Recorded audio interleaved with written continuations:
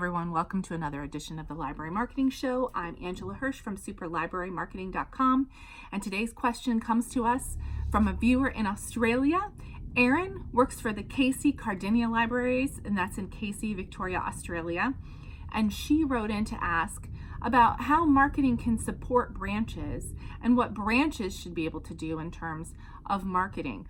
Specifically, she says there's a constant thing coming up in their system, and she's thinking of creating a one-pager to help her branches figure out how to do some of their own marketing tasks. And I think this is something that a lot of branches and a lot of libraries, including mine, struggle with sometimes. So thank you for the question, Erin. The simple answer is that this should be set up in a way that your library system can support. So if you do have a centralized marketing department at your library, you're going to want to decide on some guidelines and set some guardrails for what it is your centralized marketing department is going to do to help branches and what the branches can take care of. And when you're thinking about doing that, you have to think about what skills do you have as a marketing professional and what skills does the branch staff have. We don't want those two things to overlap. Marketing is very specialized, and there are things that the marketing staff can do that the branch staff can't do just because we're trained differently. So I'm talking about things like write press releases, create emails, create graphics, those kinds of things. Library staff generally are not trained to do in terms of their schooling, and they also usually don't have the time to do them. So those are things that the marketing department can handle. And in my library system, we have a pretty big system, but I like to empower our library staff to do some of their own marketing, and specifically to do that kind of personalized one-on-one type of marketing that I can't do as a person sitting in the centralized marketing department. So what I mean by that is the branch staff can be personalized. They see their visitors coming in and out of the branches every day. They know these folks. They know more about their home life. They know what kind of books and programs they like. And I like to tell branch staff to always be thinking holistically about what's going on at their branch and try to match programs and resources and items to the people who are coming in to visit at their branch. So for instance, I think your staff have the best ability to be able to recommend something to a visitor who comes into the branch. I'm talking about the little treasures that most visitors don't know about, like certain databases that are really incredibly helpful and cool. They can match those databases with the visitors.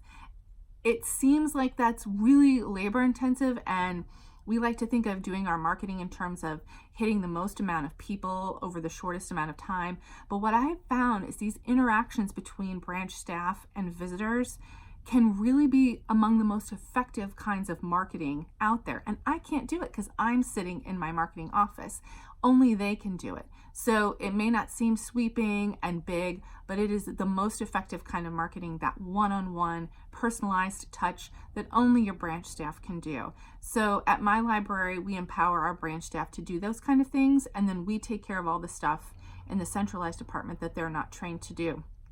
I also, to help out with that, have told our branch staff, we've set some guidelines in terms of what we will provide for them based on how much money they're spending on the program. So that can be a helpful way too, if you can set up a pyramid of, if your branch is spending a certain amount of money on a program or a service, we will support you and we will give you these specific tactics. Knowing those things, branch staff can go into any kind of promotion that they want, knowing exactly what it is that you're going to provide. There's no ambiguity and no hurt feelings. So I hope that answer helps, Erin. Thank you for writing in. If you want to suggest a topic for an upcoming episode of the Library Marketing Show, you can do so by going to superlibrarymarketing.com and clicking on the Marketing Show tab. I would really love to hear from you.